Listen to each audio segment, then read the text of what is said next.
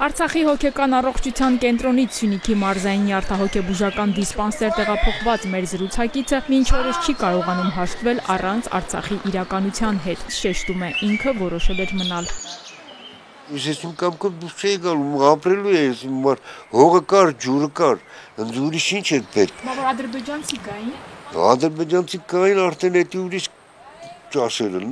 անհասկանալի էր։ Արդեն մտել են ինքը։ Հա, մտած կլնեն, ինչքան ժամանակ արդեն անցել է։ Ծնունդով Երևանից է տղամարդը, վերջին 20 տարին ապրում էր Լաչինում, ասում է ժամանակին հողի ու սեփական անկյուն ունենալու համար է մայրաքաղաքից տեղափոխվել։ Ես որոշեցի թա Լաչին։ Հնարավոր չէր Երևանում ապրել, հերս ընդ էր հրաժարվում, մերս ընդ է հրաժարվում,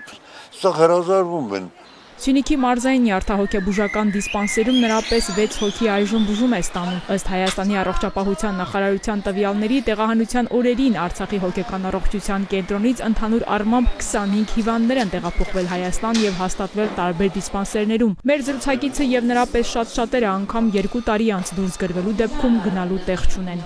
Ընտանիքները հազիվ են տեղավորվել, իրենք մի կերպ ծայրահեղ վիճակում են գտնվում եւ բացի որ ասում են, որ առայժմ չեն կարող տանել, բայց պայմաններ ունենալու դեպքում հետո կգան, հետո կտանեն,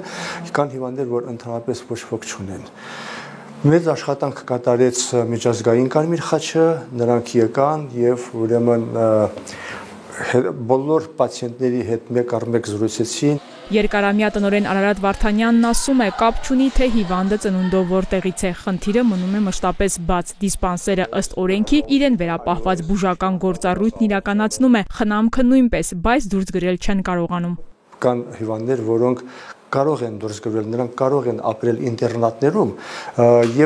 բայց տեղ չկա։ Որովհետև մենք որ գրեցինք եւ առողջապահության նախարարությանը եւ գրեցինք մեր համայնքապետին եւ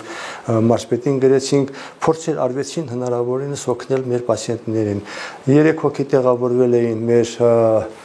Արտվանիկ գյուղի խնամքի կենտրոնում, այստեղ բայց այսօր նրանք այստեղ են, որովհետև նրանք ունեցան վարքային խանգարումներ, որոնք իզորու չէր Արտվանիկի խնամքի կենտրոնը կարգավորելու։ Հիվանդ կա, որ մինչև հիմա չի գիտակցում, որ Արցախում հայ չի մնացել, ես գնում եմ իմ գյուղը, ես գնում եմ Պատարա,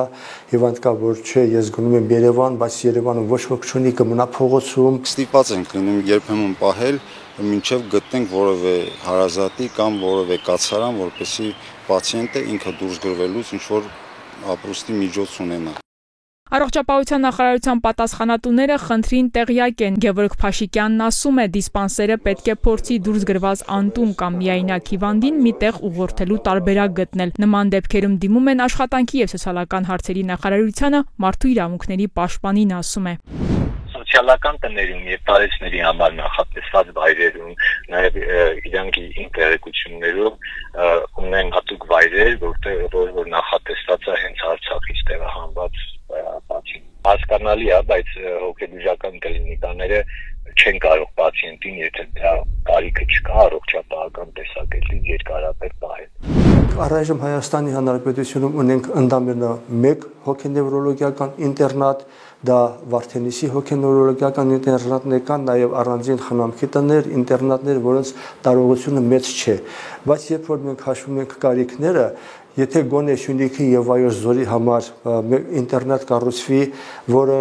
բացի առողջ անձանց ունենա բաժանմունքից ունենա նաև հոգենևրոլոգիական թեքումով բաժանմունք եւ մեր պացիենտների մեծ մասը, որոնք գտնում են տներում, տեղավորվեն այնտեղ, մենք այլևս ի վիճակի չենք նոր հիվանդներ ընդունելու, որովհետև տեղերը սահմանափակ են։ Դիսպանսերի տնօրենը տարբեր հարթակներում մշտապես բարձրաձայնում է փոքր սոցիալական տների կամ ինտերնատների կառուցման անհրաժեշտության մասին։ Այս դեպքում պետությունն ավելի քիչ ծախս կանի ու բոլորին հարմար կլինի, ասում է Արարատ Վարդանյանը։ Սոցիալական հարց լուծելով մյուս կողմից բախվում են մասնագետների պակասի ու ֆինանսական լուրջ խնդիրների։